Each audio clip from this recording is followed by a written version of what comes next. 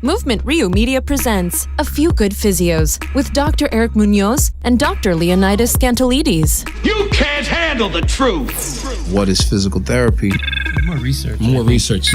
True therapeutic effect. Join us each week as we discuss current trends in medicine, rehabilitation, and strength and conditioning. The answers are out there. All content is a collaboration between On Point Sports Care and Integrated PT Squared. A Few Good Physios is not medical advice and is used for educational purposes only. If you are having pain and/or health-related complaints, please seek out a licensed healthcare professional. Thank you for downloading. Enjoy.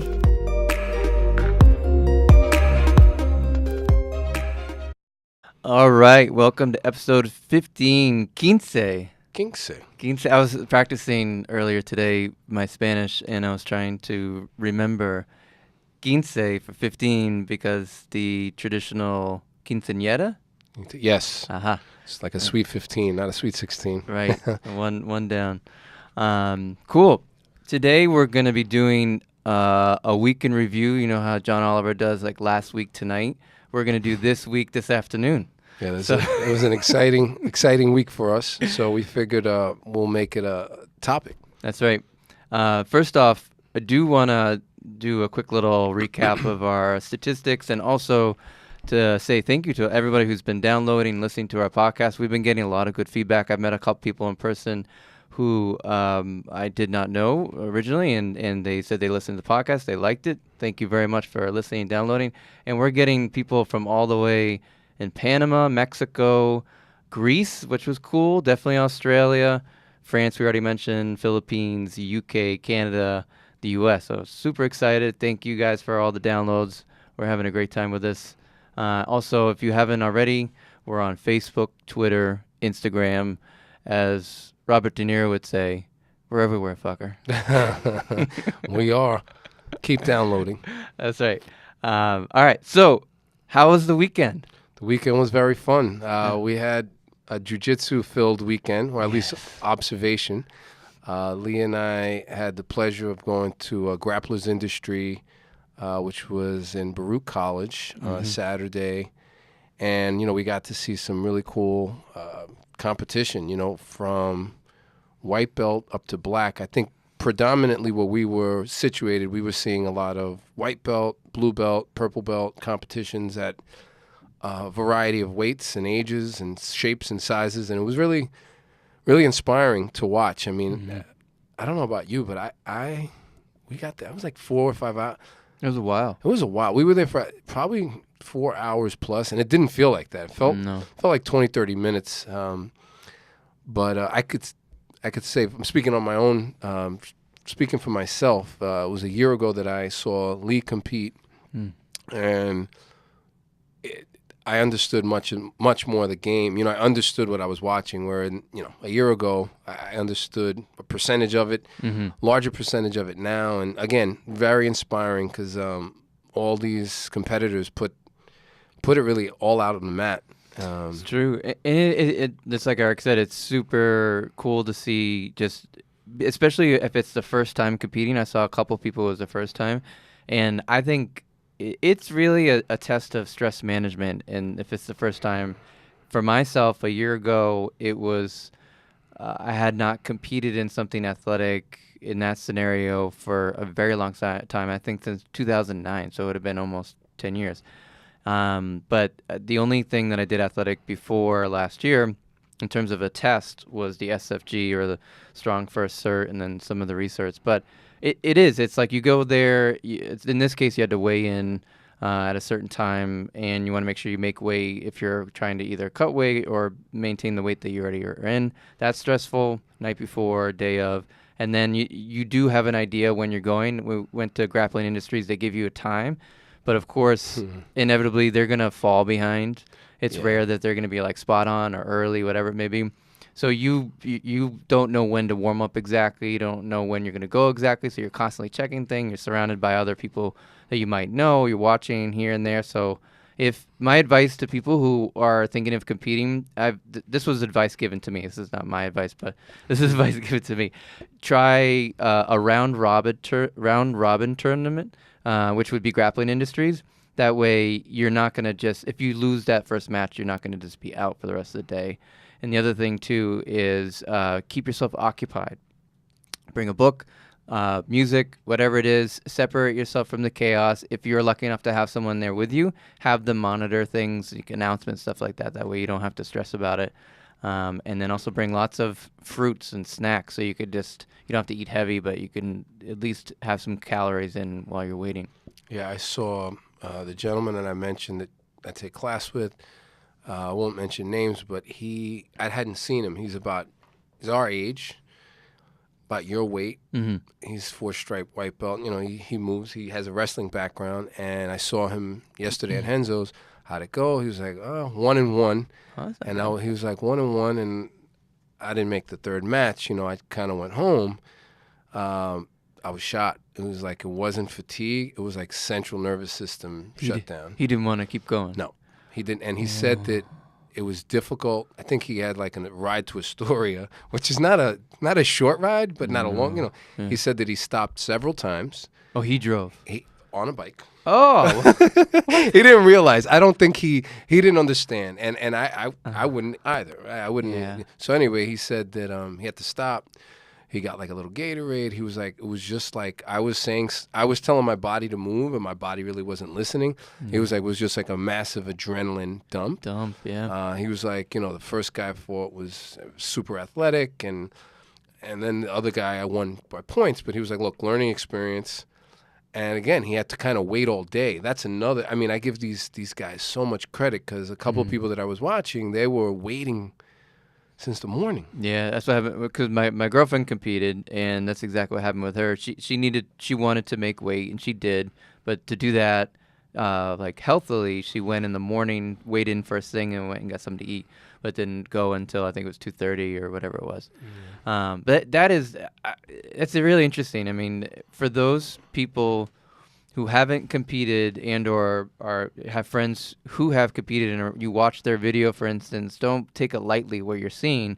They're executing this stressful martial art under very stressful situations, and it's taxing. If they have to go again in these round robin tournaments, they're going to go again, and if they have a really tough match and they were fighting really hard, then that second, third match is going to be like, you know, exponentially harder.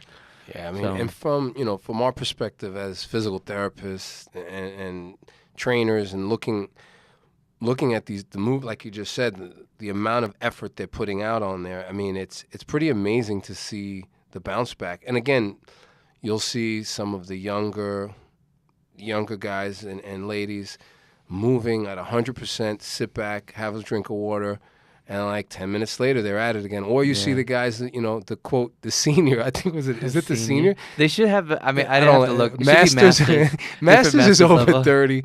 Over 40, you're a senior, which is kind of a stretch. But oh my God, they make you feel really good about your age. But I saw seniors, or let's say masters 230 plus. Damn. And I really didn't understand. Like, there was a guy next to me. He's like, these guys are animals. How heavy are they? I was like, 210.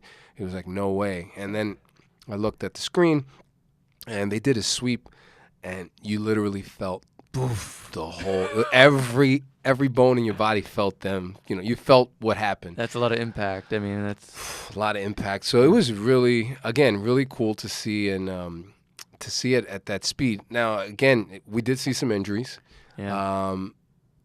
At this amateur level, I saw a training buddy of mine. I didn't see it, but he was accidentally knocked unconscious. Oh, that's right, yeah. You know, not by just bad luck, really. I mean, it could happen to anybody, but you got kneed in the face. Kneed in the head. I think it was more like a temple thing. And again, he didn't even know what happened. I think the competitor felt that his body kind of went limp, and that's another thing. Seeing these competitions as aggressive and as all out they were, as hard as they were working with one another.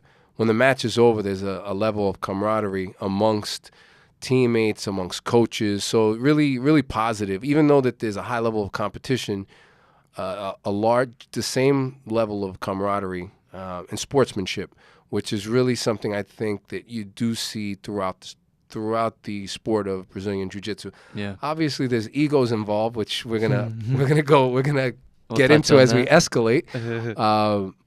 But I would say, as a majority, that there's just a high level of camaraderie. Yeah, no, and that's the cool thing about it, that everyone's very friendly with each other, especially afterwards. And again, if it's the first time that they've competed, it's a huge relief to finish the match And survive. and you're both alive, and you can kind of see that with people who are shaking hands at the end. They're just like, oh, thank God, thank you for beating me up for 5 minutes, and I appreciate it. No, but it's a good experience. If anyone out there does jiu-jitsu and they're even considering it, I would highly recommend it. Obviously, it's not for everybody, but think of it like this. If you feel you don't want to do it, or no, I'm sorry. If you feel like you do want to do it, but you feel like you don't have the available amount of time to train for it, you could just try it, and you go to one of these tournaments, and you gotta put your ego to the side a little bit and be okay with not doing fantastic, but you might do better than you think.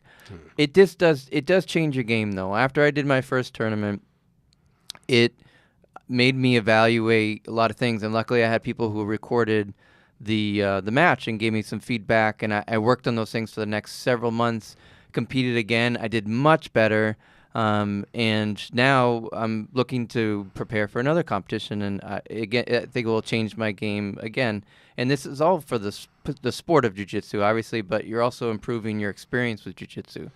Yeah, I'll put it out there publicly, but I think by year's end, if all's well, I would love to compete. And I think if anything, as Lee just mentioned, it will be the ultimate stress management lesson in stress management. Because going to class for me is stress management, right? Yeah, of course. I get pretty ramped up prior to class, and it's only I'm just it's picturing you just like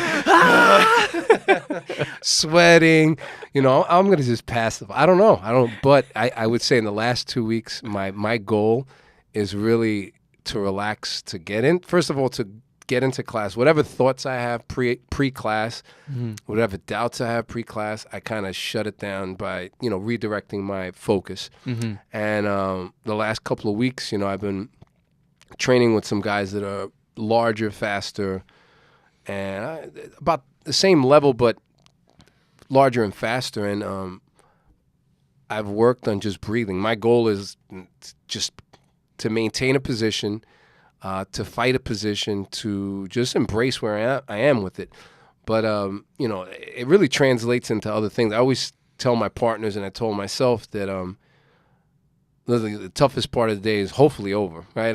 Yeah. Philosophically, it's amazing, man. We've talked about this before, but what you just said, when you get into a position, obviously you're talking about like an uncomfortable position. Yes. And you're learning to accept it, breathe, and then work in it. Meaning, like, think about that on not the literal end, but the figurative end. So in life, how many times does that happen? All day. All day. If that doesn't happen to you, I don't know what you're doing, but that should happen a lot. And how I think one of the best ways to kind of manage that way out, or to progress past that, or to help yourself, is to settle into that position, breathe, and then figure out what to do. And that happens all the time in jiu-jitsu. That's basically what jiu-jitsu is. It's like, all right, let me figure out this. All right, I'm in uncomfortable position. I have to figure out a new thing now. I have to do this again. So it's that's what it really emphasizes. And I would say for all the physical therapists that are listening, and even personal trainers, or anybody in the fitness, strength, and conditioning world, often those uncomfortable positions may be uncomfortable patients that are presenting a problem to you, whether that is in their disposition or the way they're clinically presenting. And just speaking on my own experience, that's often could be stifling when you have a patient that is not responding to treatment the way you anticipated, or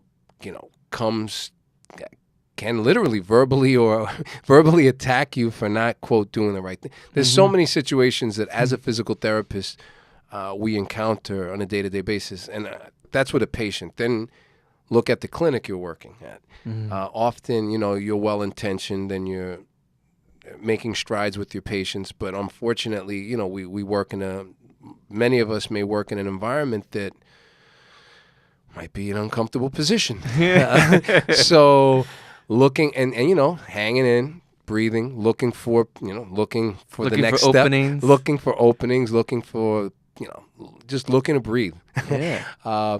Personal trainers, you have a particular, if you got into fitness, chances are you enjoy working out, you enjoy movement, and then you're presented with a person that has physical limitations or perceived physical limitations. And it really is your job to kind of scale what you're doing and or express to that person that there's a way for them to move and get to where they have to go. So, I mean, the connection between the jiu-jitsu and life, and it's pretty tight. Yeah, it's so cool. And I do think that's what contributes to the obsession that everybody experiences. Yes. And it's not just one person. It's so funny when I tell people who don't know about jiu-jitsu about this obsession, they look at you like, really? It's not just me, man. It's like everybody who does it, they say the same thing. And it's waves too. I mean, I've been Definitely it's waves. So like I've been practicing for a little over a year, and initially was like, okay, this is cool, and then like obsessed, and then a little back away. Life happens, business happens, things start picking up different places in your life. Mm-hmm. But last night, fell asleep to attack the back. I fell asleep to an instructional video with what you're going to do is take his back Yeah. and put one hook True, in, right. and then you're going to slip your arm around his neck Oh, my and tighten God, it up love it. like a snake. Oh, love it. I mean, the way he's the man. Very lucky to yesterday. Yeah. Imagine this. I'm warming up in class. He's 3 feet away. With a private? No. Just on his phone watching the white belts warm up. Ooh. And I think he does that occasionally. He does it a lot. He usually does that in the evening, though. He's watching people move. He's looking for who's coming up, I think that, and also he's watching how who we're talking about is Mr. John Danaher. He's an incredible jiu-jitsu instructor at Renzo Gracie Academy, and he's the one who heads up the jiu-jitsu program there. His sensei is Renzo Gracie, of course, so they together are kind of the key people there. Anyway, so he's always at the school. He's there almost 24/7. And I do believe, because when I used to be a white belt in the evening class, he usually finishes his day and he'll kind of sit and watch. But he'll do intermittently, and I think he is looking to see coming up people, but also I think he's looking for inspiration for how technique is being applied. And this is a true teacher, and obviously a true student, true learner, who's always trying to improve and always trying to observe. And he's an academic guy too. I mean, his background is in philosophy. An academic. He is a really polite. Like, he'll give me a smile. I'll smile at him. He'll smile at me, and hello. Yeah. And that's the nature of our interaction. But it's really, watching him give privates occasionally, as I'm warming up. It's really cool to be in the room. Him, Halls, and a couple other guys, the whole brother. They were just hanging out yesterday, and they were probably talking about the next event that we're going to discuss. Yeah. Oh, man. So we went, on the same day, because the Grappling Industries was during the day in the morning, and in the evening we had tickets to Kasai Pro 3. That was awesome. Yeah, man. It was so cool. It was a main event. I mean, it was very well organized, really classy place. Hammerston Ballroom. Yeah, it was just really well done. I mean, the lights, just the whole way they set everything up was pretty cool. And the undercards were quite impressive and, again, inspiring. Some of them were gis.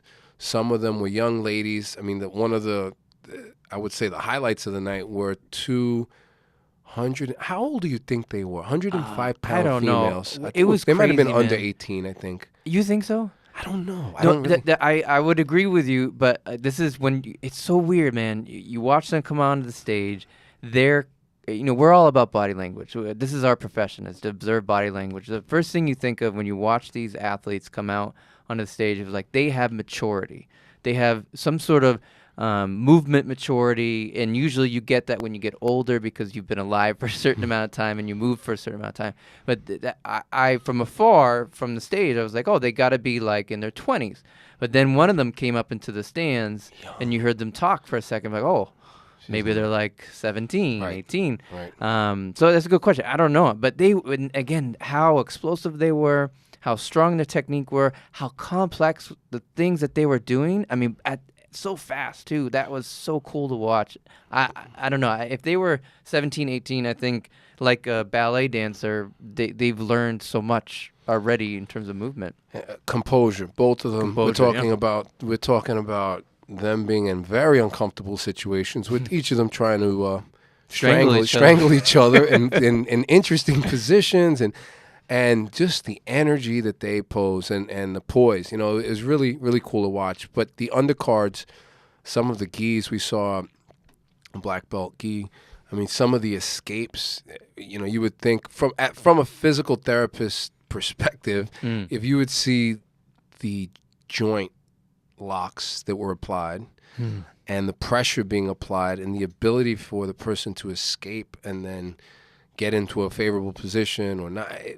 There was that one the two black belts in the gi that the guy hurt his leg. We don't know if it was you had the theory of the ACL. ACL or possibly a hammy ACL. Yeah. But he had no control, man. Yeah, that was crazy. So he was his opponent got his back, and that other guy stood up. So the guy's on his back. It's like a backpack, and he was like leaned forward. So he was basically just using his hamstrings, lower back to support. And somehow he reverses the position, and he ended up getting the guy back on the ground and, you know, in a favorable position to pass. Then that's when the referee set them. When the referee set them, his leg gave out, and he couldn't really put weight on it again. Yeah, and they had to stop the match. Stop the match, and it was a quick get off the mat. Well, it's true. I don't know what the rules are when it comes to that, because like, let's say traditional sports, like I'm just using the example of soccer because the World Cup just happened, but someone gets hurt, they stop everything, and then they figure out what happens, either take the guy off the field or replace him. But like, I guess even in boxing or MMA, that they would have to set, if the person's bleeding too much in MMA, then they would have to wait for a doctor's stoppage. Otherwise, the guy could choose to go back in. In this case, I think it was an automatic loss. Yeah, like if they he couldn't continue. Yeah, but it was kind of cool because his competitor was the guy that brought him off, right? Yeah. So going back high, you know, probably the highest level, you know, you can get, and these guys are still friendly, despite, you know, trying to rip each other's heads off. Right, literally. What else was pretty interesting? The energy, the explosiveness. I don't know the gentleman's name that was bouncing around the stage. Renato. I don't know his last name. He's a young guy, 22 years old. I could look it up. Yeah. Give me one. This gentleman came out on the stage like a fireball, hopping around. I mean, one would think he has some kind of gymnastics background because super flexible. He was a bit of a character, right? So there was a little showboating going on, but I think all within a certain limit. I don't think it was a disrespect, right? It wasn't too disrespect. I mean, he was egging. He striked me as someone who's extremely athletic and confident, and just wanted to kind of show that as he did it. And again, this is Renato Canuto. Young guy. I don't know where he's from originally, but him and his wife are really high-level jiu-jitsu people. Yeah, it was again inspiring watching and talk about being at the center of the universe of jiu-jitsu. You met somebody. Oh, I met somebody. I shook his hand. I actually shook. For those of you who don't know, it's Eddie Bravo, and he is the creator of 10th Planet Jiu-Jitsu. And Eddie Bravo kind of brings a whole different flair to jiu-jitsu, based in the West Coast, but these guys kind of practice completely differently. I mean, it's all no gi, right? I mean, all no gi, and it's his own system, and they have a very strict ranking system. So you have to be able. It's not just time and training, but you have to be able to do sequences of movement similar to like katas, warm up, I don't know how many there's so many. You have to be able to do them with skill underneath an instructor, and then they'd be able to promote you to the next belt. And I think it's similar to our school. They think they want you to compete, to even test out your level, and then they'll kind of judge it on that. But this gentleman, I mean, I want to say I don't think is he a controversial figure? I don't know. I don't think so. On one end, all I know is what I watch on social media, so I could be totally wrong about this, but I've seen a couple videos, and I think the traditionalists, and we're talking about like traditional Gracie Jiu-Jitsu and maybe even combat Jiu-Jitsu, they do not fully accept that he's like a Jiu-Jitsu style, because he's doing moves that he created, like the rubber guard, that's him. Right. The electric chair, whatever it's called. Twister. The twister, I'm sorry, electric chair. It might be. I looked online. No, I saw some right. wild names. I was like, hey. But he's got all those. yeah. And I just don't think they like it, because it wasn't something that is based in like the basic parts of jiu-jitsu. Right. And the fact that he doesn't do gi. Gotcha, I think that's a big thing. I mean, I shook his hand. He was nice enough. I told him, it's great work you do, and yada yada yada. But it was I mentioned I like him hearing him on Joe Rogan is pretty entertaining. Yeah, it is. But again, he seemed like a cool guy, and you could see him interacting with people from the Gracie camp. From Henzo Gracie's in particular. Actually, I was talking to Brian, and he was telling me that Danaher and Eddie Bravo were just chilling, talking right in front of him. Yeah, they were talking. That's hilarious. Super calm. So all the animosity that social media may play out, you see that, at the end of the day, each of these camps are actually bringing jiu-jitsu to the forefront, both in popularity and just membership. And again, I think it's pretty powerful thing. It is. So Eddie Bravo has in California. I mean, this is what I thought of when we went on Saturday. Was Eddie Bravo's got the EBI, and I've seen some videos about him explaining about what the EBI is, and the EBI stands for Eddie Bravo Invitational, and it's a competition that he holds, I think, yearly, if not a couple times a year. And he wants it to make it a show. He wants it to make it exciting. People who don't know what jiu-jitsu is, he wants people to watch it. And so it's all done up, looks like a concert. You got music, you got like the exciting announcers, you got the social media build up, you got all that. And so I feel like Kasai is also that, like, at this point. Yes. And it's only the third one that they're doing. I spoke to somebody about that, and he said, well, no, it's, the creators of Kasai want to even, one up EBI in the sense that some of the creators, one of the major one being Halls Gracie, come from the most traditional of backgrounds. They come, the grandson of Helio. I think so. Oh, Carlos. I'm going to get this wrong. I don't want to get this wrong. It's in the family. Yeah. It's in the family, and the bottom line is, as Lee said, they want to bring that popularity. And just to kind of contrast the grapplers industry tournament that we went to, even IBB, what is it, IBJ? IBJJF. Right. When we've seen some of those competitions that I've been to, to an outsider, it would be very difficult to kind of follow to some extent. Whereas in Kasai, they also have rule systems, but the entertainment factor would draw you in. Yeah. The athleticism would draw you. I mean, the level of competition would draw you in, even if you didn't know much about the sport. Yep. I would even venture out to say that you may want to look into it as you'd probably explore it more after an event like this. Yeah. Yeah, I mean, they had awesome an announcer that we know him, and I gave him a pound yesterday. I was like, "Great job." He was like, "Thank you." He was great. I mean, he rivals Bruce Buffer on the UFC. I mean, he could really, he's really obviously very articulate. He's loud. He's able to kind of make it exciting. Man. Yeah, he was like from the belly. He was projecting. He was.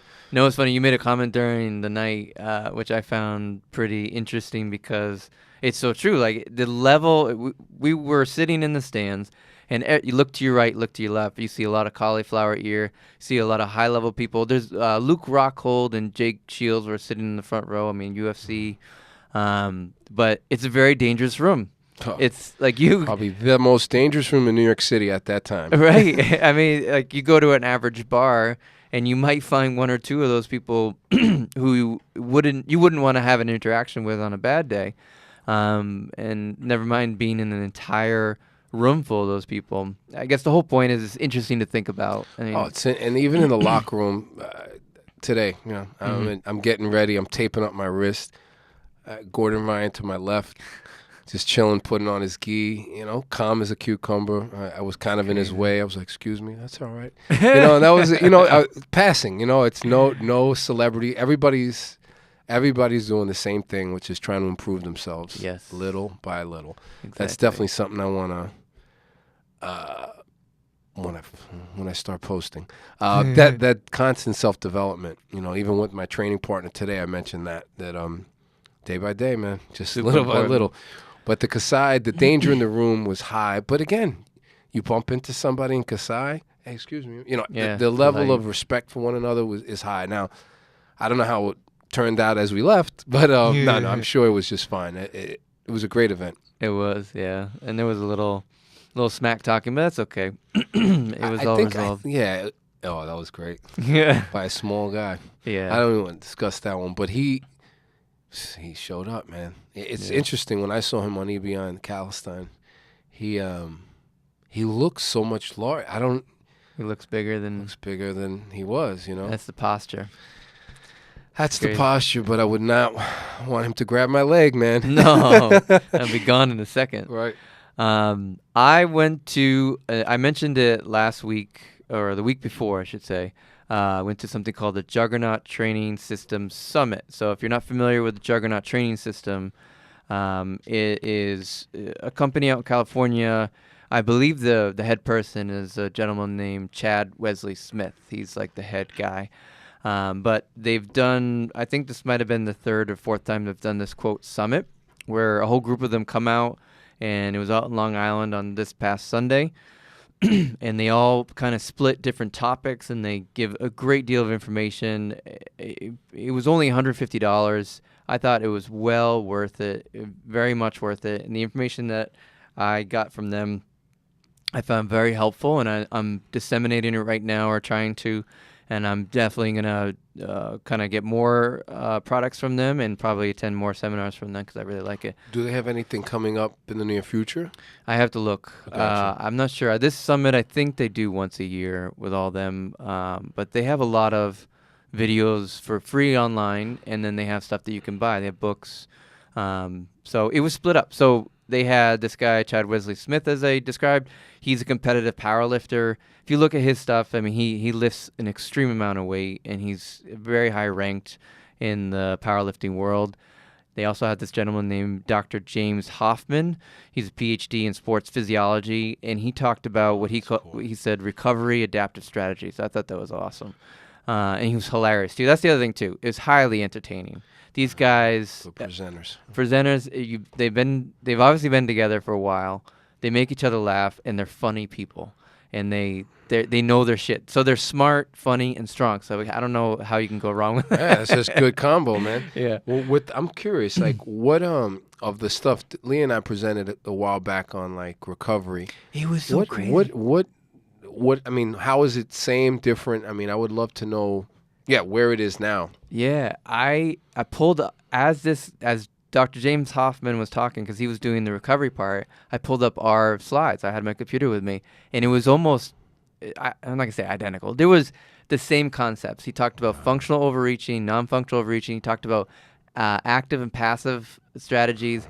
But what we didn't have, is he had some incredible stats that they run on their own athletes that's several years old, and they have hundreds and hundreds of clients, and they can do anything they want to run numbers and stuff like that. So I thought that was super cool. And he had his own experiences as a PhD guy working at a traditional school and everything. So, but it was cool that we had some similar stuff. So I started to edit our previous presentation. Maybe we could do that again. I would love to do that. I think, Jay, there's a couple of places we could present this. I mean, we're going to talk business here now, but the clinic I'm at now, Yeah. I would definitely think That'd be another cool. recap at Jay's place. I mean, there's definitely. We could reach out. Yeah, we could reach out. And if anyone's listening to this and they ever want, we have two seminars. We have two presentations that we have done so far that we've gotten good feedback. One is in a jiu-jitsu clinic.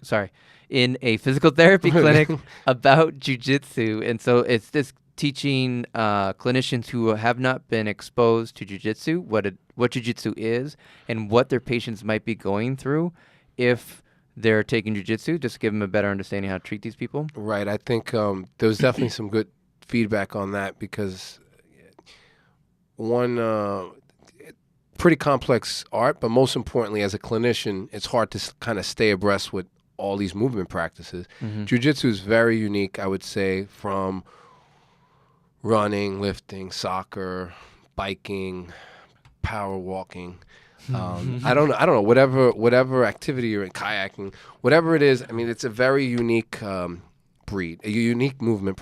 So it's pretty cool. And I did read that article you sent me, which was amazing. The Juggernaut. That was crazy. That was very cool. These guys. They're in it. Yeah, these Juggernaut. Well, I don't want to butcher these guys. Juggernaut Training Systems. Juggernaut Training Systems. They actually have a really cool article on the energy systems that a Brazilian Jiu-Jitsu practitioner go through and what's important in the performance of BJJ. And it's pretty spot on, and it's talking to other strength and conditioning. Not even Brazilian Jiu-Jitsu brown belts, for instance. Uh-huh. I know a gentleman that's a trainer in a brown belt, and I was like, so what do you do to lift? And he looked at me, he's like, stay loose. He was like, I want to, I work with a lot of body weight stuff. I don't want to be sore. I want to be strong, but basically he's not pushing himself. He's not pushing himself, but he's also not doing like a bodybuilder hypertrophy kind of work. Sure, yeah. That being said, basically he said it's really, he said it's essential to do stuff outside of the mat. And I think that's not commonplace within the community. Correct. But I want to go back. I'm going to let Leaf talk about recovery strategies. So that pretty cool. So it was very in line with what we were doing, but the difference being the stats on their athletes. Exactly. And that was the coolest part, is hearing what they have experienced with these high-level powerlifters, people who are breaking records at nationals and stuff, and why they're breaking records. I mean, even the first talker was Chad Wesley Smith, and he talked about programming. And he just spoke on what they call the MRV, which I believe they came up with. And MRV stands for maximum recoverable volume. So basically, they came up with a system that they kept into account your history. So I mean, I can even pull up the slides later, but basically on a number scale, they ask you questions about sleep. They ask you questions about your past athletic history, male versus female, heavy and light, your experience with lifting, all these things, and it gives you a number. And that number you calculate towards programming. So what is going to be, what's going to dictate how much you work in a week is your volume. And if you don't know what a volume is, it's basically how much combined sets and reps you're doing. But usually, so they've cut out the they've cut out the reps part, and they just give you the sets. And so let's say, you're going to do 18 sets in a week of squats, then you're going to squat variations in addition, then you just split it up throughout the however many days you're going to do it. So in a general scheme of things, if you're a heavier person, a bigger person, you're going to be doing less sets per week to reach your maximum recoverable volume versus, let's say, a female, very light, very small person, because they'll need to do more to achieve the same impact on the nervous system versus the big guy. And it was all scientific stuff. It was so cool. Great stuff. I could show you the numbers later. Then they had this guy named Max Atia, who is a competitive weightlifter. He went over some mechanics of weightlifting, which is like the Olympic lifts. They have this guy who I know, Quinn Hinnock. He's a physical therapist, part of Clinical Athlete. He went over a lot of research and training. He also went over some really cool stuff, some research that shows injuries that occur due to either overtraining, progressing too quickly, or not training at all. And I can't remember what it was called, but the article he gave us showed that there's like a sweet spot that you have to keep training to minimize these risks of injury in sport. And it was great because it's like evidence for what we went over a couple times ago. Your body won't thank you when you take a long break. Like you have to keep it going. No, I mean, I'm 2 weeks. A little recap. I'm 2 weeks back into practicing jiu-jitsu and strength training, and I feel much better. But the break doesn't help anybody. A complete break. Like you could take a quote break, but and look, over the weekend I took Saturday and Sunday off. Friday I did a little mobility. Felt strong yesterday. Felt like I sprained my MCL. Little SI thing. Sleep is a beautiful thing. Slept well last night. Woke up. It's all gone. Yeah, man. They went over all the stats for sleep. It's interesting. That was the first marker you asked for, and that's pretty cool how they take in consideration those other critical factors like your experience, sleep, injury probably at some point, age, weight. Yeah, they talk about exercise tolerance. That was another thing too. So your athletic history, and your current athletic or whatever you're doing right now for movement, they take that into account and give it a number because they've obviously found that makes a huge difference. Like what Chad said, he's like, if I gave someone who's equal amount, he weighs about 350, and he's like, he's a big man. He's like, if I gave a novice lifter who's my size, my volume, it would kill them. Of course. And so his body is literally conditioned differently, which is so true. And then also take into account the years it takes to build that. I mean, they don't just do like 6 weeks and then they're good. It's like it's been doing this for years, like years and years. Their trajectory. I mean, for all of you who are new to movement, the good thing you guys got on your side is you have a pretty exponential. The jump in your strength and body composition gain, drop or gain, whatever, is going to be so much greater than someone like this gentleman that's been lifting for a while. So they really have to fight for those gains. Right. Whereas a novice, you're going to see that jump. But as Lee's saying, I mean, the programming is critical because you could easily slip into that overtraining zone, and that's very discouraging, and that may lead to an injury, or more importantly, it leads to non-compliance, right? It leads to someone just falling off the program. Right. Yeah. Very true. And then the last guy, his name is Dr. Mike Israetel. Again, he's another PhD in sports physiology. This guy was probably the funniest out of all of them. Habit forming. I like that. Oh man, he talked about diet and what the stages are from like inspiration all the way to discipline to actually making something a habit, and that was cool. Like coming from numbers, statistics. He had cauliflower ear, so I was a little extra interested to hear what he had to say. So, and what's interesting is that Chad, this guy, the 350-pound guy, he's a white belt at Gracie Barra, so he just started jiu-jitsu. But if you look at his social media stuff, he competed at Worlds, IBJJF Worlds for the white belt heavyweight, and he got second, which is insane. I mean, I would hate. Oh my God! Imagine it. 350. You should see the match that they have on IBJJF. So it's probably 230 plus or two. I don't know. That's a good question. It has to be. I can't imagine that there's like a 300-pound weight class in IBJJF. I got to show you a video with Henner and this other guy saying that like weight, age matters. Yeah, it matters to it. Absolutely. Oh, and you told me about. Was it you who told me about that stat that they created? Yes, based on the family? I'm going to send you. Yes, yeah. that was yes. You got to talk about that. That was interesting. It was. So I was. I don't know. Looking up 40 plus jiu-jitsu practitioners. I don't know how this came about my search, but Henner Gracie, who's based out of California, I think Torrance. Mm-hmm. Son of Horian, he's definitely a promoter of jiu-jitsu, I would say nationally and mostly on the west side, but definitely here in the East Coast. Anyhow, he was talking about one of his black belts that was an older gentleman. I believe he was 45 or 50, and he was tapped out by, I think, a blue or purple belt.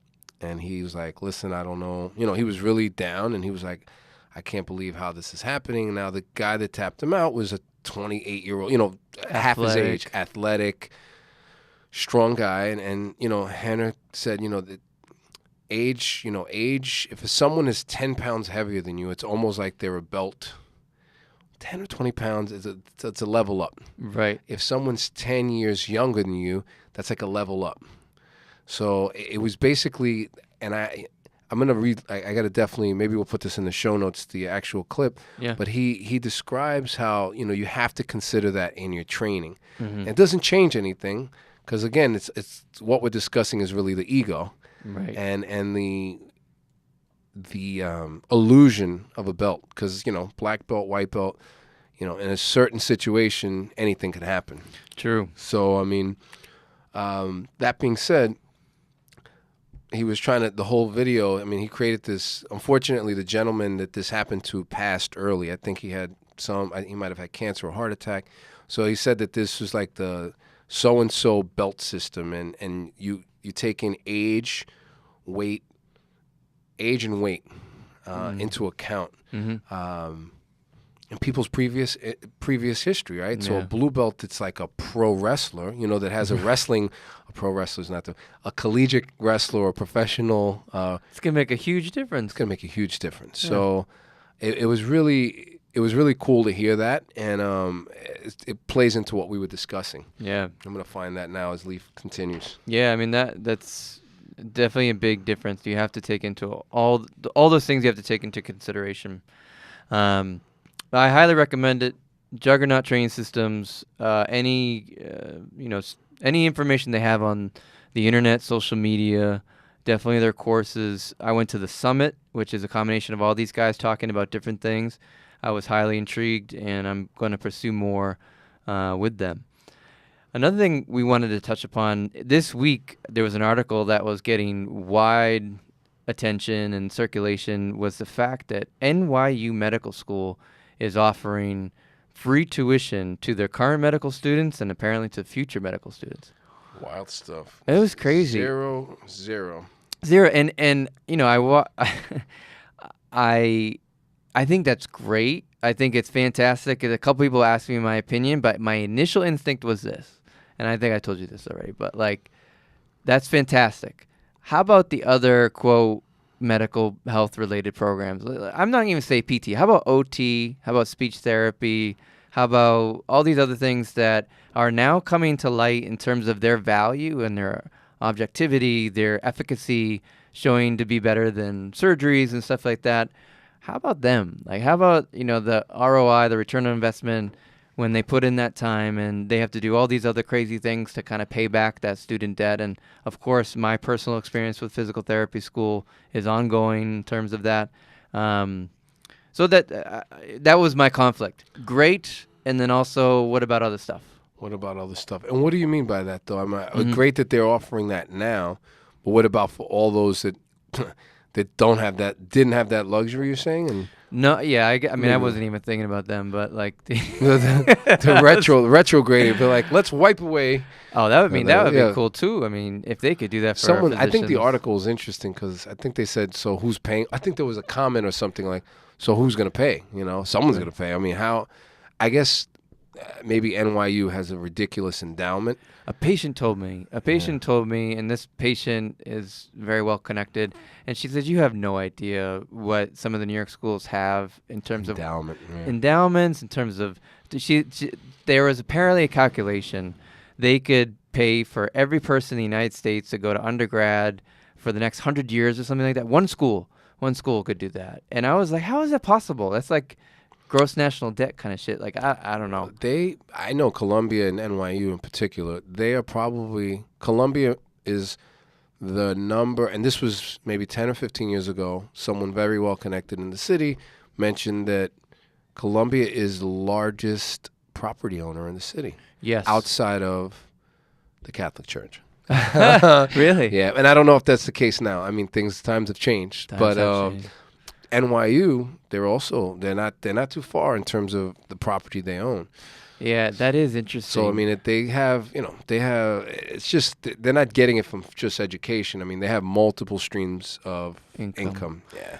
Yeah, I guess what confuses me, because I'm such a lay person with this stuff, is that you read a general article and you talk to, let's say, a PhD student, and they're always talking about getting more grants, getting more money, and they don't have enough money to pay for this, pay for that. So it's like, obviously, there's a person who's dictating where those funds go, and maybe they're not bringing it to certain areas, and maybe for some reason I'm in more contact with that versus what we're talking about now. But it was really interesting. So, I mean, that's great. I feel like it's great. I hope other schools follow suit and we stop this fucking craziness with debt. And it's, I have to talk about it from a physical therapist perspective, because I'm a physical therapist. You're a physical therapist. Yeah. But we have a friend whose multiple family members are physicians. And we had similar conversations with him in school about debt and medical debt, and he educated us on, and I didn't know this before I started talking to him about this over 10 years ago, but the amount of money, let's say an orthopedic surgeon has to pay in mortgages, buddy. No, not mortgages. Insurance, liability insurance. Liability so insurance. Like $300,000 a year for the liability insurance, and then let's say if they're affiliated with a hospital, they have to do their liability insurance, and then if they usually have their own thing going on, they have to do that. So that's like even dentistry. I remember talking to a client of mine that was a dentist, and he said like the amount of money that he went to NYU when it was pretty much free in the 70s. Wow. So it was. They gave it away. I think he must have spent like something like $3,000 to $4,000 a year on liability. On tuition. On school. Oh my God. So that's like Hunter college money. And not even. And Hunter's probably more expensive. Hunter's like $6,000 Look at for that. first year. So I mean, damn, that's crazy. Yeah. Even that's still good. Yeah. But he said, I don't know the figure, and this may be totally off, but he said something like it would be $300,000 to $400,000, and that total for dentistry. They're the top in the nation. Yeah. So then there's a little thing called interest. So you're not paying that like in the first 6 months out of school. Exactly. Well, I do. Again, these are all stories that I have of friends of friends. I had a friend who is also a physical therapist. He had a friend who went to dentistry school, I think NYU. He got a job right out of school in Colorado for $285,000 a year. And I was blown away by that. And I had no idea they made the potential to make so much money. But in light of this, if he went to NYU, he's not going to get anywhere near that for the first, 5-6 years or whatever it is. Yeah, I mean, look, I think one thing I'll say to all the therapists out there, and I must have said this on another podcast for sure, but, guys, and a lot of the newer therapists coming out are already on this mode, but really think of that return on your investment. So really getting out of school, positioning yourselves to really try to, it's hard to say. I mean, I want to say capitalize on what you do. Leverage it, diversify yourself. Don't think of making somebody else rich. Because the truth is, unfortunately, as a new graduate, you may take a job for, quote, experience, and, in that, you might be just missing time. And I'm really glad to see a lot of new grads kind of getting out on the scene and really trying to do their thing on their own. Now, we've discussed this in the past. There's drawbacks to this where your focus should be on acquiring clinical skills, acquiring clinical skills, and unfortunately, when you jump right into the business of it, a lot of these things get pushed to the side. Yeah. And they shouldn't.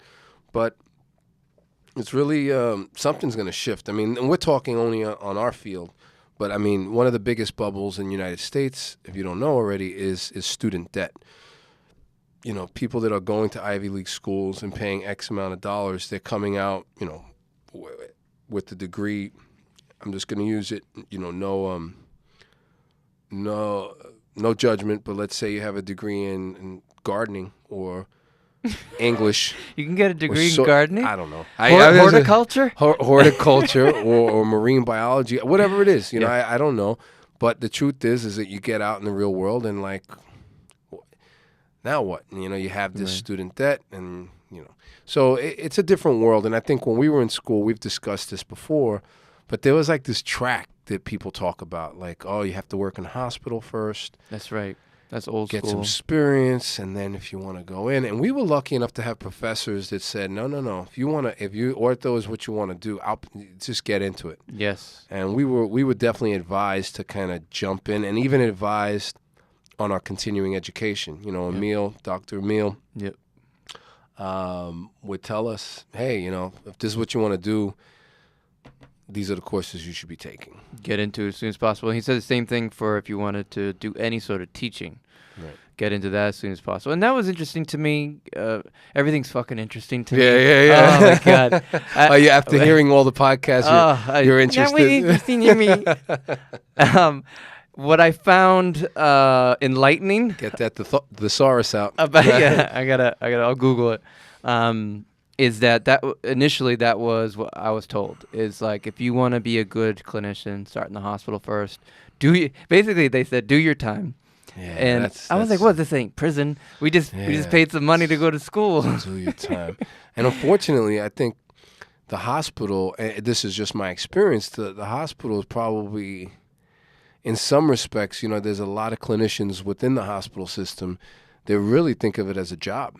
They're not super enthusiastic about being there. And to their defense, some of the things they deal with on a day-to-day basis in terms of the level of bureaucracy, kind of overwork, seeing some horrible situations if they're in acute care, right? They're seeing not only patients, but dealing with family issues, losing patients. I mean, in my experience, at some major hospitals, Mount Sinai and Bellevue, I mean, it was a very challenging experience that I grew a lot from, but I knew early on, this environment's not for me. You know, I mean, that's funny you say that. 'Cause I went to Columbia Presbyterian, Mount Sinai, and I had those instructors that shouldn't have been. I shouldn't say that.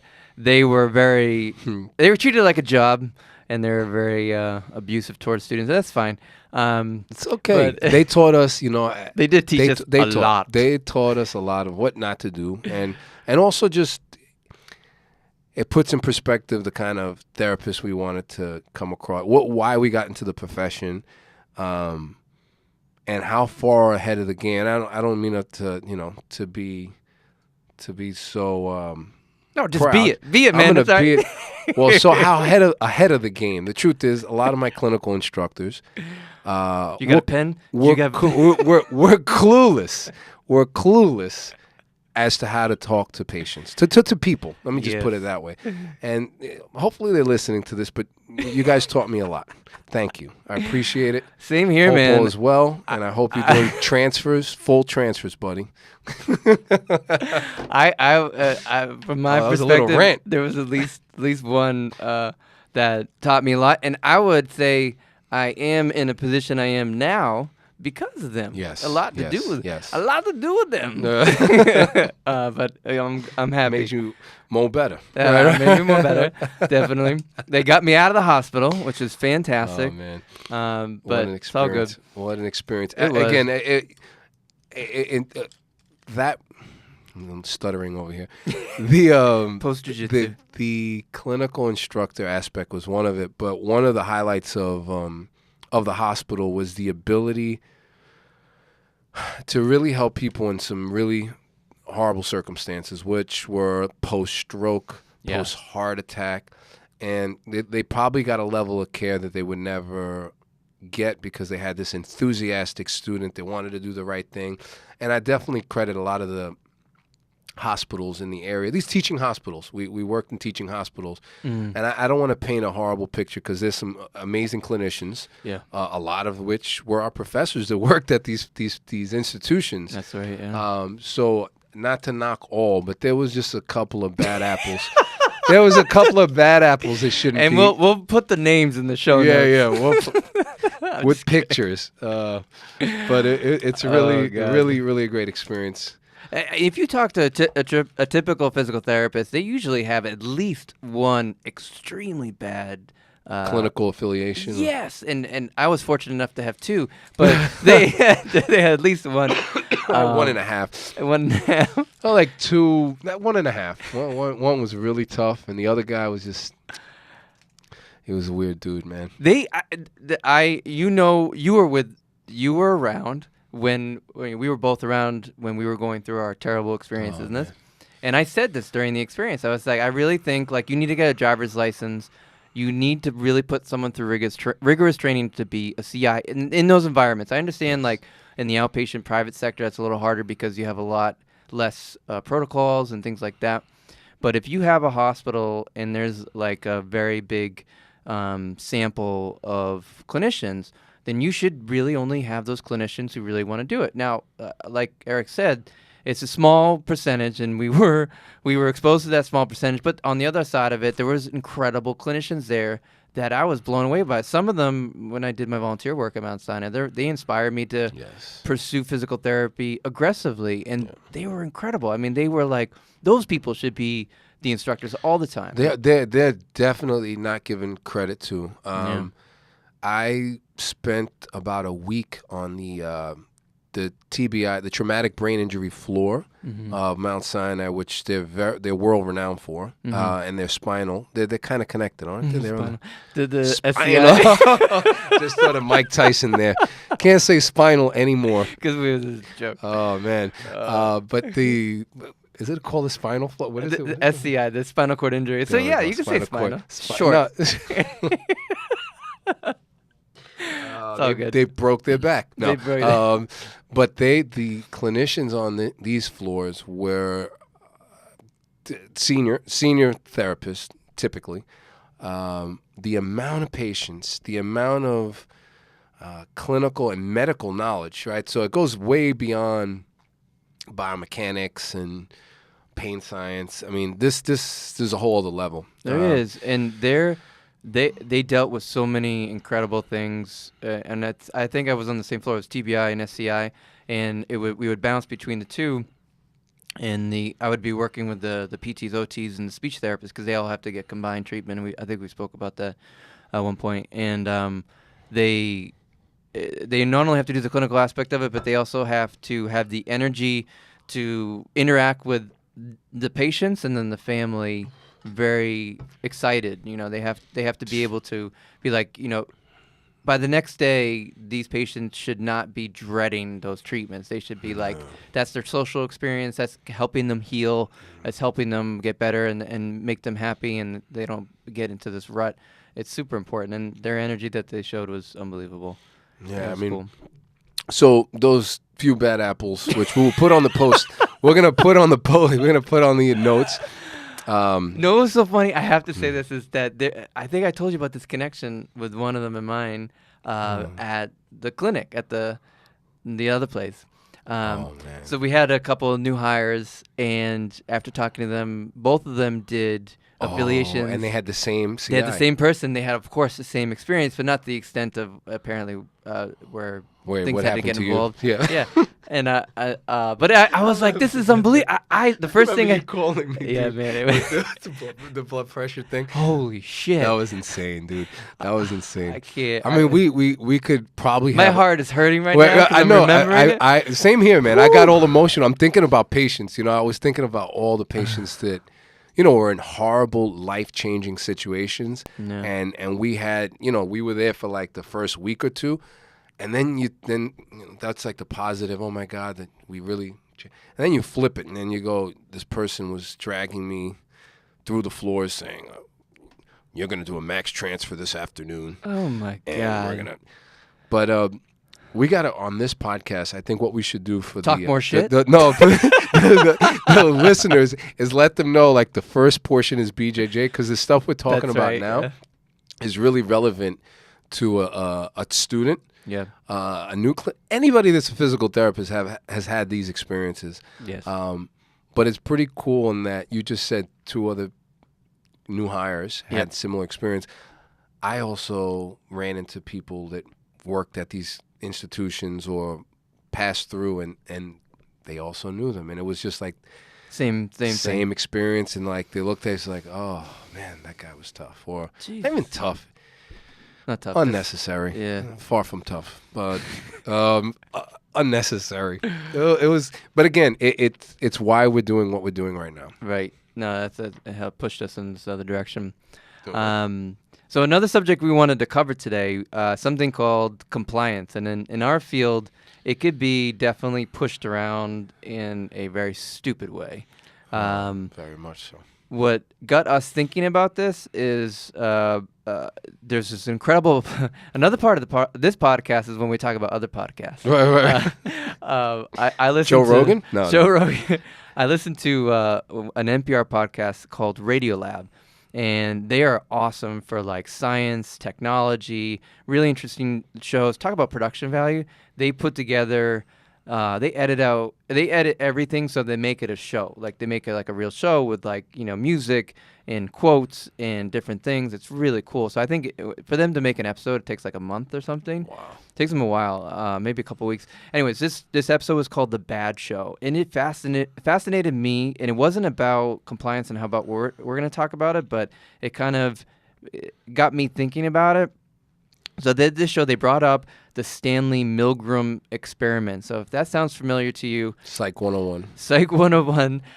Probably everybody who's taken Psych 101 has heard about this experiment. 1962 at Yale University, where they basically pretended to shock people in front of people who were asking questions to that supposed person who was getting the answers wrong. So what was interesting is that they didn't just do one of those experiments, by the way. They did apparently over 17, if not more than that, and they found different things for each one. And so I'm not going to go into each one. Obviously, I'm not an educated psychologist, nor am I going to just review the entire episode.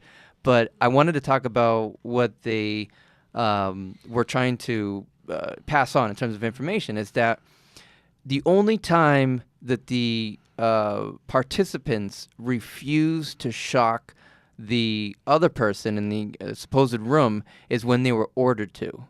So if they had gotten to the point where the guy was like, I think the person's hurt in there, I'm not sure about shocking him, when the guy in the white coat or whoever he was, the researcher was like, no, Shock him. you have to shock them. It's absolutely essential that you continue. If you don't, you have no other choice. That was also a trigger. When they said you have no other choice, and they said teacher for some reason, then everybody had the same reaction. Oh, I have a choice, and I'm not going to do it. And then they're like, all right, the experiment's over. So 100% of the time that happened. There wasn't one person who was like, oh, yeah, all right, I'll do it now after you told me to do it. So what does that say about human behavior?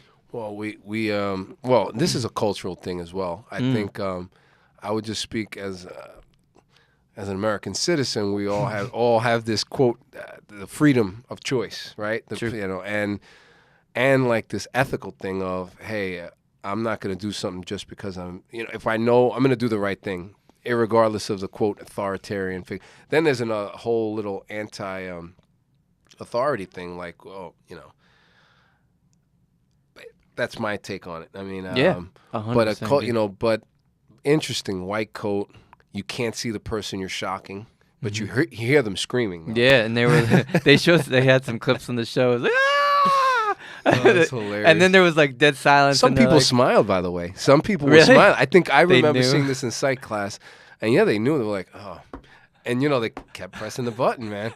But it's interesting when being told they have to do something or they had no choice. Right.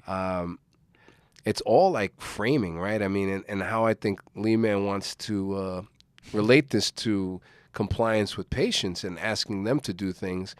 It's an art, There's not a science behind. There is some science behind it in terms of how much you give a patient, how you frame it to a patient, how do you make it relatable to a patient. How important is this clamshell?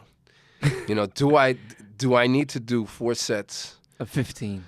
Holy shit! 15 clamshells. Can I read a book? Can I watch a show? Can I do? Can I look at Instagram? Could I? Is it still gonna work? So relating it to the patient, I'm sure that's where. Yeah, no, exactly. So I was gonna say, how does this relate to physical therapy? Well, I thought of it is because I hear this all the time, and I heard it a lot when I was a student. Oh, that patient's non-compliant. blah, blah, blah, compliance. Well, they're not compliant. And I hear it now, unfortunately. I hear it now in that stupid place. And I get I'm not going to go into too much of a rant. It's from the same people that I've already talked about before, where they order people. They think they are powerful in this person's human being's life to order them around. Yeah, and it doesn't they work out that way. Yeah, they think they're like, some of them think they're surgeons. Some of them think they're like, if you have to listen to what I say kind of thing. Like, your knee will break in half if you run across the street. And it's so ridiculous. And I'm so sick of people approaching patients that way. And when I approach a patient, the reason why I'm bringing this up too is because I have in the past get criticized for the fact that I'm not sitting there like ordering them to do this. I make it very apparent that this is their choice. And I was like, these are my recommendations. I had a patient today, brand new patient, and it was in a lot of pain. At the end, when I'm instructing them on what seems to be going on, again, I'm not saying like this is what's happening for sure. It's like, this is what seems to be going on based on this, this, and this. These are my recommendations over the next week, and then we can follow up. And they do seem surprised when you approach it that way. But if you follow up appropriately and you communicate with them appropriately, they will listen to you and they will understand what you're trying to do. You shouldn't just be like, no, you can't do this, don't bend forward, be scared shitless, and don't sleep like this. This goes into your article, into the experiment, but I don't think fear is a good way to have. Fear isn't a great way to get people compliant. I think it works in reverse, actually. Fear, or I want to call it being thorough or prudent. Obviously, discussing red flags and letting people know, hey, this is the risk involved if you continue this activity or behavior, or this is the risk involved. But again, it comes down to choice, Yes. and giving people the choice, and I think is a lot more. I've seen better results in like, hey, how does 7 to 10 minutes in the morning sound? Great. Okay, this is what we're gonna do. So really involving your patients in the plan, right? I mean, it's way more powerful. I think you remove their self-efficacy and you build helplessness when you order people around. It doesn't matter what you're talking about. You talk about physical therapy, you talk about anything else. You are facilitating that helplessness and the catastrophizing by ordering them, because now you're taking away their ability to make that choice. You're taking away their ability to build this powerful knowledge of themselves, which they should be doing already in that session with you. It should be this group situation where you guys are doing it together. And it's not, again, we've talked about it before. This is not it's not about the physical therapist. It's not about the doctor. It's not about the health professional proving that they know more than this other person. It's about them just giving them information and trying to assist them do what they need to do best for themselves. Yeah, we're literally guides. I mean, if you think of that, guides amongst this wealth of information that's out there these days. Different from 15 years ago, 20 years. This wealth of information wasn't a Google search away, and we're helping them navigate all that, and most importantly, navigate their own experience and say, hey, it's okay. This is pretty common. What do you mean it's pretty common? Damn, most people feel hip pain. Blah, blah. So it's wild to think that people are ordering. I mean, we're not in the military. There's no hierarchy of. There should not be a hierarchy. I don't think that's the kind of relationship one should have with a patient. Right. To be the quote authority. Now, a lot of patients ask, "Tell me what to do." Right. So that's when you adjust. So you adjust. Right. So we wear so many different hats because we have to deal with many different personalities. So like, let's say if you get that feedback, then I know you do this, and we all try to do this. We try to be like, all right, so I'm going to give you a list. These are the things that I'll be optimal for you to do right now. Right. If you need something not to do, I'll give you what not to do, and then I'll give you the reasons why. But I'm not going to right off the bat say like, you should not do this because your knee will tear apart and explode and cause a nuclear explosion, and New York City will be up in arms. Yeah, this is actually much more difficult within an active population where the compliance actually has something to do with them.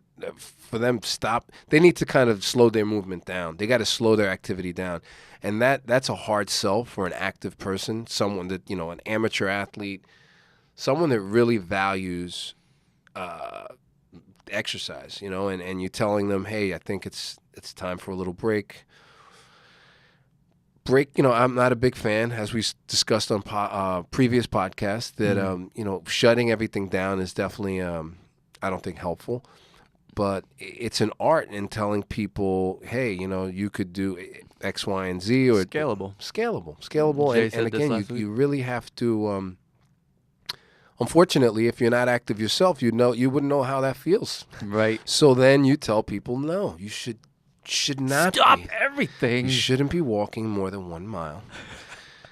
Make sure, but when you pick up a piece of paper, keep your chest up. Oh my God. There was a hilarious video circulating on social media. It got so much traction. I'm going to pull it up because I think you would laugh. And it basically was making fun of the fact that everyone tells, like, to do a basic thing, to throw out the trash, you have to have, like, your back straight and all that shit. It was hilarious. Let me see if I can pull it up. Insane. You haven't heard about this, right? No.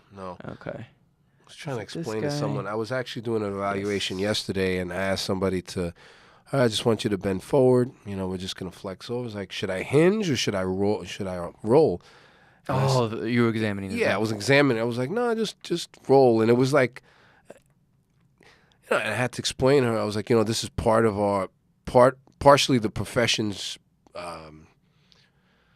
fault of this, quote, right and wrong situation. And she was very absolute in her terms. Yeah. And again, it comes from ingrained, what she was kind of ingrained with, the right way and the wrong way. And, that's really... It doesn't help anything. No, it I hear doesn't. this all the time. I'll see patients from other clinicians, and they're like, well, I was told that I was walking wrong and I was standing wrong. How the fuck My can you hip- walk wrong? You're not walking wrong. You're probably walking in a certain way that person thought that was contributing to your symptoms, but they're most likely wrong. And my hip is tilted. My right hip is rotated. My Yeah. left hip is rotated. I have I have lack of movement in my ankle, and I'm all fucked up. I'm a mess. I'm a mess. I hate hearing that. I hate That hearing word is and I soak it in and I don't respond to it. And that's something I try to. That's third or fourth session, I think, where you go, hey, it's a powerful word. That's a powerful feeling you're having there, and that's something you got to kind of shift. You're strong. And then the most important thing one can do is highlight, if the person's coming in for, I don't know, ankle, knee pain, you got to let them know, hey, everything else is good. Yeah. Your other ankle works, your other arms work. So that I think is a great strategy in kind of letting people know that, it's not to catastrophize. Yeah, they're not feeding us. So this video was hilarious. So this got so much traction. He apparently was so surprised by that. So it's like one of these Xbox and check boxes. So don't sit like that when you get on the couch. You have to. Oh my God, that's hilarious. It gets better. So when he does the open the refrigerator door, my favorite is this is it. And this is the trash. You bend over. No, you gotta pull it up like this. My favorite is the bed. Whenever he gets to the bed. Looks like a normal dude, just relaxed.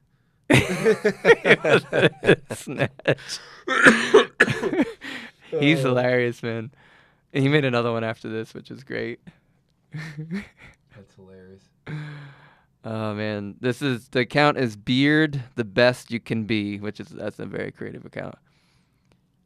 Oh my God, this is my favorite. Don't just roll out of bed.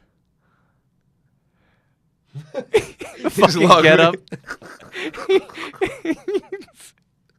That's great. That's my favorite. That is great. Oh man, it was great. But it's so true. They have all these. Great. I think the worst thing you could do is further make. I wrote this in the notes. Was that I feel like health, fitness, medicine is one of the only, not the only thing, is one of the main things. That maybe mainly in the Westerners. That wants to be mystical. Everybody wants it to be mystical. It's not mystical. It's just like anything else. I was trying to think of an example to give, but all right, right now. You're renting, buying a house. Did anyone teach you how to do that? Did anyone teach you no? But you learned how to do it, right? You gotta get on your own. You gotta do the diligence. You gotta do the homework. You know how to brush your teeth. You know how self-hygiene, all that stuff. Think about all those things that happen. Is that once you were shown these things and you were educated about how to do it, and there was very little hand holding to this point. But now, like with like health, fitness, and medicine, there's just more information. That's all. There's just more information A out lot there. of it. I mean, an overwhelming amount of information, I would say, for most that don't know the fundamentals, right? I mean, And I think people take advantage of that, and they make it further mystical by saying you're walking wrong. Well, why are you telling this person that they're walking wrong? If you just educate them on what they can do and what's going to help them in terms of their situation and exercise and movement, not the fact that you're going to make them more anxious while they walk now. Now they're going to be thinking like, oh, you're breathing wrong. Now you're going to make them more anxious about breathing. So they're kind of reversing it. Like, why don't you educate them on like, all right, well, breathing will help kind of reduce the pain stimuli by doing this. That's going to reduce anxiety because then you've given them something. You've given them a tool, a power that they can now say like, oh God, my back is a little achy. I sat for like 4 hours in a row. Why don't I stand up, do a couple squats? Why don't I lie down on my back and do some diaphragmatic breathing? This is a key question I tell people. If you're experiencing X pain, just check in with yourself and see if you're breathing. Yeah. I mean, obviously you're breathing, but really, check to see, are you holding your breath? Yeah. Place your hand on your abdominal region. Yeah. Do you feel it moving? So I actually worked on someone yesterday with this, and it was a little bit of it was an evaluation, so it was a little hurried on the treatment end of things, and mentioned, some thoracic pain with deep breath and with lifting, and I was like, well, we work low into the hips a little. And I was like, I think one of the most powerful tools you can use is some thoracic mobility and really breathing pre-post workout. Yep. And she took it upon herself, and I was pressed on time. I said, we'll get into it next session. She Googled diaphragmatic breathing. She did that. She emailed me this morning. 3-month pain gone just from breathing. And I gave her some simple rotations. She's like, oh, I see you doing this with a lot of people. And I said, like a thoracic rotation. I think of it as a thoracic mobility exercise that's pretty common, really simple stuff. But I think of it as a bit of a reset that most individuals don't even consider, particularly those who may be strength training in one or two planes.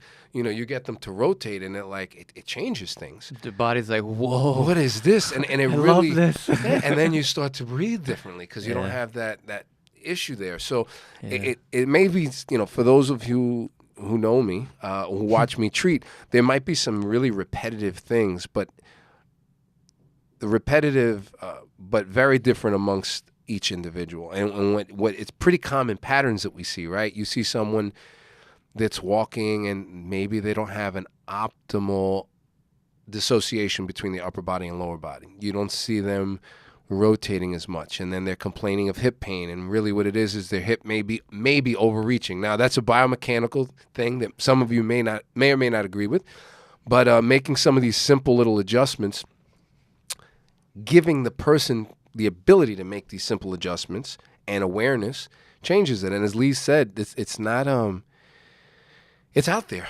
Well, yeah, and like you used the walking as some general information about this person. General information, nothing specific, and not telling. And that people do come in and say, "I think I need to learn how to walk." I'm like, "What the? No, you don't."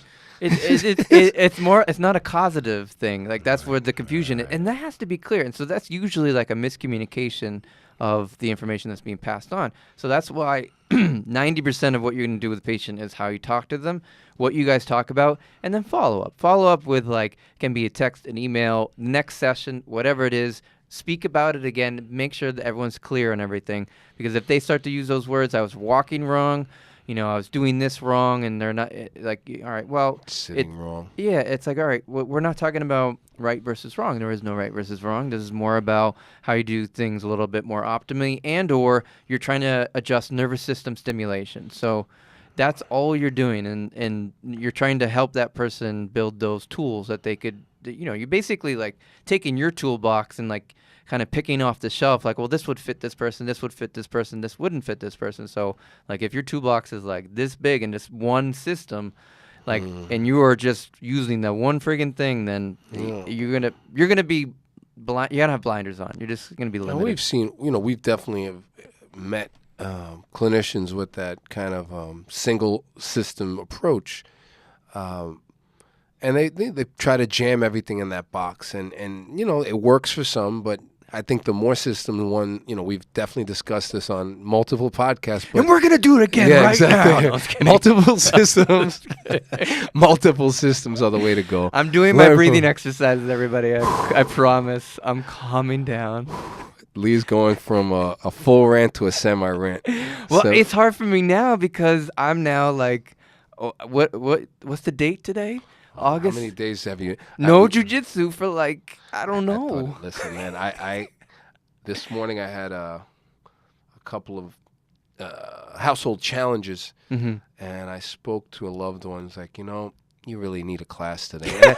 And I was like, and the crazy thing is right after class, I was like, wow, that doesn't even bother me anymore. Like you thought of what was, initially bothering you. But talking of all this breathing, I hate to bring it back to myself, but the breathing, prior to class today, I went into some rocking. I did some mobility work, and I worked on just breathing during the warm-up.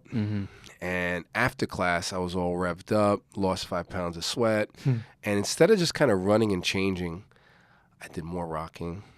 I lied on my back. I did some diaphragmatic. A little cool down. Real cool down. And I have to say, I walked out of there with exhausted, but no bumps and bruises. No, I looked in the window and I didn't look like I was the crep, Yeah. like the crypt keeper. I'm sure you felt different too. You just felt like different. Less wound up. Less wound up. Yesterday I kind of ran out of class and I had some SI dysfunction. My medial, your hip was out? Yeah, my hip was out. I was misaligned. My right knee was a little, dislocated? Strained, probably a grade 1, 2 MCL strain from last week's foot sweeps.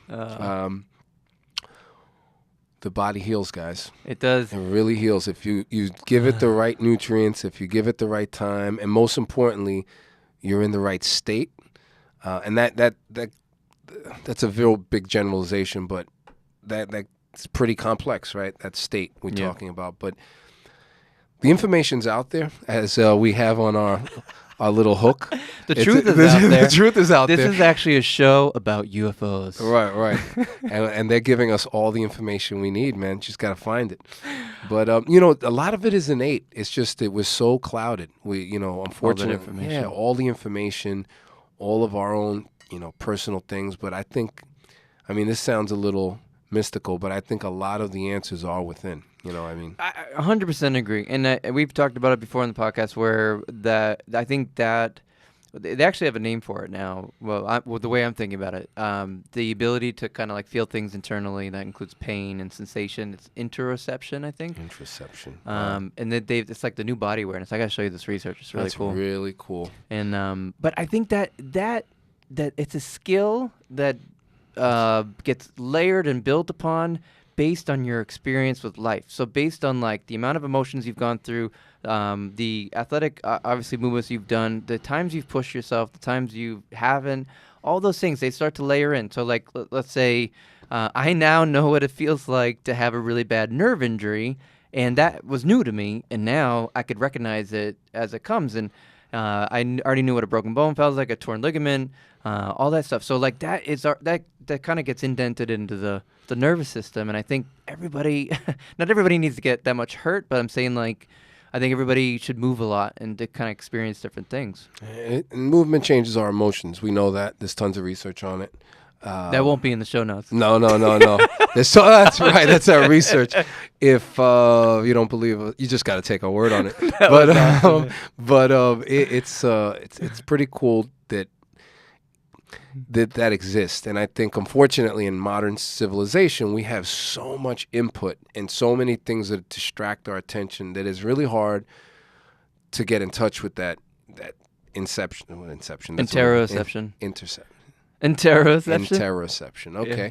I think I might be. Everyone. That'd be hilarious. At least making totally up his own shit. That's it, man. It's called Inception, the movie with exactly what I was thinking. Leonardo DiCaprio. That's exactly what I was thinking. But I'm fascinated by like ancient civilizations and how, if you look at, let's say, Eastern medicine, right? I mean, how did they know ginger, all these little, how? That does fascinate me. It's really, how did they get to that point? I talked to my girlfriend about that, who's an acupuncturist, and one of the first times we hung out together before we started dating, we went to a museum downtown. Oh, God, I can't remember the name of it. It's a smaller museum, but they're known for, like, small exhibits, very artistic stuff, but they did an exhibit on Tibetan medicine, ancient Tibetan medicine. It was on 17th Street. Reuben. That's an amazing place. Yeah. Amazing place. And I was blown away. As a physical therapist going down there, again, this is pre-knowing acupuncture, pre-having acupuncture, pre-dating an acupuncturist. They had, which I've talked about in the acupuncture episode, so check it out. They had old anatomy maps that they pulled out from whatever dig sites or whatever it is, and these things are supposed to be thousands of years old. They looked exactly like Netter anatomy maps. The way they knew, I know you can cut people open and see that shit, but we're talking about like nervous system interactions. Like they had they traced the vagus nerve. And I was like, how the fuck do they know about the vagus nerve? I mean, they got to go deep in the brain and then trace all the way down into the soft. Like, that's a very deep thing. Cranial nerves, and it's all based on similar to like traditional Chinese medicine in terms of how their theories are with meridians and stuff like that. So, there has to be when I do co-treatments with my girlfriend sometimes, and I'll find spots on somebody. Let's say she's already seen them and she's already done her examination. I'll see them on a separate day, and this has happened at least 2 or 3 times already.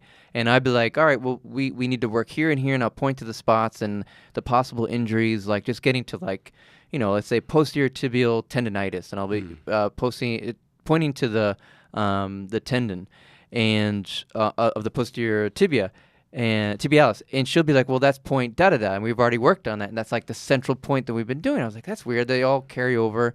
Okay, fine, they're all like tender points, but it was really, really interesting. Like, I don't know how they come up with that stuff. Even some of our mentors, and even, I mean, how I work manually, it's interesting that, I mean, this is kind of intuitive when you put your hands on someone, but it's almost like you're drawn to certain areas, and this comes from pattern recognition. This isn't any magic that's occurring. This is just this feels a little off, but it's in a line. How does that happen? You know what I mean? I mean, obviously it's experience, but I think it's also, we operate. There was that study when I did the presentation after the Barrett Dorco course with Dr. Rofe. Yes, and, Dr. Rofe. Gotta have him on the show. That would be hilarious. Yeah, we'll have him on the show. We'll have to do it at a different time of day so we can drink or something. Right. Maybe we'll do it over dinner. Yeah, man. We'll take a little. We'll take you guys have sushi? Oh man, he knows how to eat, brother. This guy. Oh man, he brings us to the best places. Oh, always good food. Yeah, fun times. But the Dorco course. So how we opened it up is that we had to both of us were trying to figure out, because at that time pain science was very new to the clinic. This is like pre-Patrick. Yes. From what I remember, there was people there who were like really strong in pathanatomical stuff. Totally cool. And so we wanted to at least invite everybody in. We showed a video real quick, which was cool, and then we talked about this research that was done. So there's this documentary, and I can't remember the friggin' name of it, but I saw a clip of it, and I found it fascinating. I want to say it was called the Super Brain or something Brain. They basically went all around the world, and they interviewed all these neuroscientists, and these neuroscientists did not know each other at all, and they asked them the same exact question. They sat down with them. They had a big poster board, and they had a marker, and I think they had some other stuff just in case they wanted to use it. They said, all right, with this marker, what I want you to do is mark on that poster board the influence of the conscious mind versus the subconscious mind on everyday tasks, or the awake thing. Awesome. And they each said the same thing. They looked so confused, and they were like, I can't make a small enough dot on that big poster board to show you that. So what they were trying to say was the subconscious has way more influence on our how we feel and how we talk and stuff like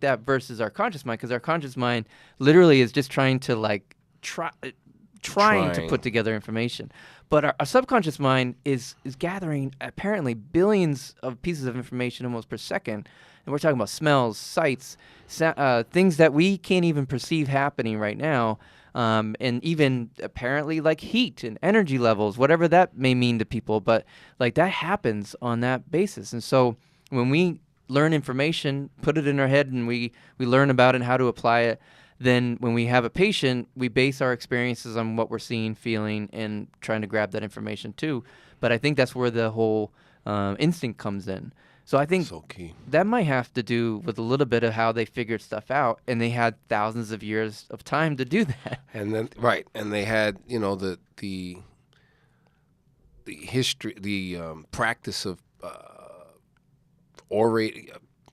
passing on information orally, speaking, writing. I mean, that's just a tradition where now it's exponential, and it's really exponential. Where we now could communicate with people in Australia, across the world. Yeah, it's happening so fast. It's things are happening fast, and obviously with that comes a lot of snake oil. Yeah, fake news. Fake news. What's the other one? Alternative facts. Alternative. Oh my God. Yeah, the newest one so far is Truth Isn't Truth. Oh yeah. Holy shit! I don't know what's happening right now, but it's bad. It's like yeah, but the sad thing is as bad as it is, all the great, and I might have mentioned this on a previous podcast, but there's so many positive things occurring, and that's true. And it's not being reported. We don't, unfortunately, we're not getting that. At least mainstream. I mean, if you look for it, it's there. But that intuition is something that really can't be neglected. And I think for all of you guys, ladies and gentlemen listening, I think that it would be critical to kind of come in touch with that. And I don't know how one does that, whether that's meditation, whether that just keeping an open mind, I guess. Keep an open mind. Definitely learn as much as you can. Be curious. Be so curious. Just read things. You don't have to. We talked about it before with social media. You're exposed to so much info, and you filter out this. Sometimes you're not going to be able to read the entire article. You could just read the abstract. That's fine. You don't have to bank your entire life on it and say this is the information that I must pass on to my patients. No, you could just, that's interesting. If you're not able to access it, all right, move on.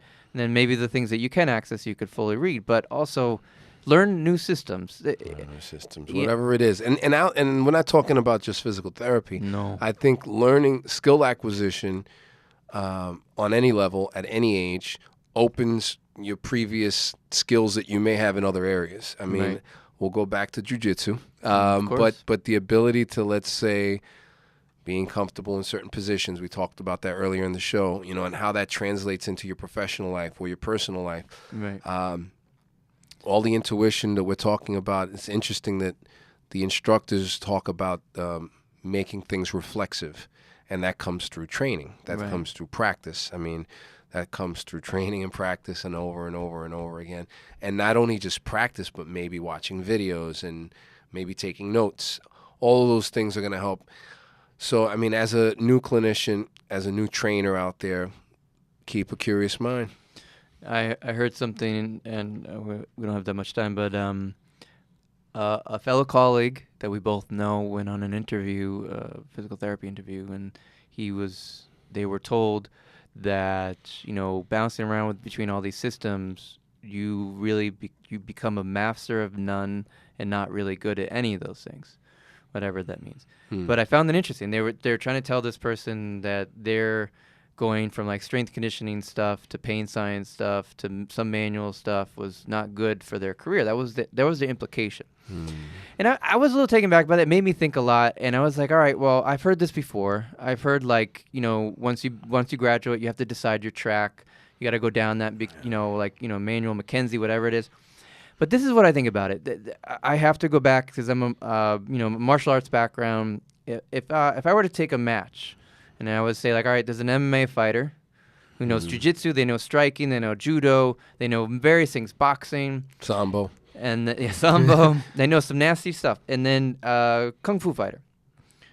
Expert in kung fu, expert in MMA. Who's going to get that? Oh, God, come on. We already know this. I mean, Yeah, we've seen this. UFC. I mean, this is like UFC. This is one-on-one. The likelihood of the Kung Fu person getting or winning that match, however you want to judge that match, death match or whatever, is going to be very low versus an MMA. So what I'm trying to say is, like, you have to experience many different things, I think, in our clinical field, because if you just go in one track right when you get out of school, you're not going to be challenged. You're not going to be challenged in the sense that one-way track, you're just going to meet people in that one-way track. Those one-way track people, whatever it is, those instructors are not going to say, like, whoa, have you ever heard of this system? And they go against this. That's important to do, because then that's where you have to make decisions. You have to be like, well, that jives more with me. That doesn't jive more with how my patients are responding to this. So I would recommend the opposite. Learn about all these other systems. And if you want to find a track, if you find a lot of passion in one thing, like this individual we're talking about, he's got passion for pain science and he wants to teach it. So he should continue on that track, and then he can learn about these other things as he goes along and use that to be able to explain things. Yeah, it sounds like that advice might be biased, because this particular person may really have believed in a track, and that one track, right? They were probably certified in blank by blank, which means nothing. So it sad that they're trying to hold other people down. Well, it's true, and I think that person also they're heavily quote expert in that, and then their business is dependent on it. Right. Their livelihood is dependent on it, and that's where it can become a little dangerous. So you have to be comfortable with being uncomfortable. You have to be. I'm challenged all the time in terms of my thought process. Not many. Again, we said this before. We're not rogue therapists in terms of how we feel about pain science, things like that. We just try to implement it as much as possible, but we are surrounded by people in the orthopedic outpatient field who want to just strictly do the pathoanatomical thing and maybe pass on some fear to the patient. So that is challenging. We have to challenge. We were challenged with that all the time when we talk to patients who have seen those other therapists, and we have to kind of disseminate that information, then present it in a very friendly way to say, like, all right, this is what we're going to be able to do. This is what you can do. That's the long and short of it, but it's not only other. It's coming from a lot of that pathoanatomical model is coming from multiple sources. Yeah, it's true. Cool. So just to wrap up, we talked about some experiences over the weekend: Kasai Grappling Industries, Juggernaut Training Systems, and then we just tapped onto some compliance issues with our field. Definitely, and hopefully the show notes will break that up so that we so if those of you are really not interested in our BJJ inspiration, which I highly recommend to anybody, but we do get into a nice clinical chat. That's right, and we want to thank one more time Jay Hashdorian. Last week we had an incredible podcast with him. We're getting great response and really enjoyed to hope him have him on again. And we're looking forward to more guests. We have a lot planned in the future, and so we're good to go. Yep, signing off. Thank you very much. Thank you for listening to A Few Good Physios. Follow us on Instagram, Twitter, YouTube, and Facebook. Follow us each week while we interview guests and have clinical commentary.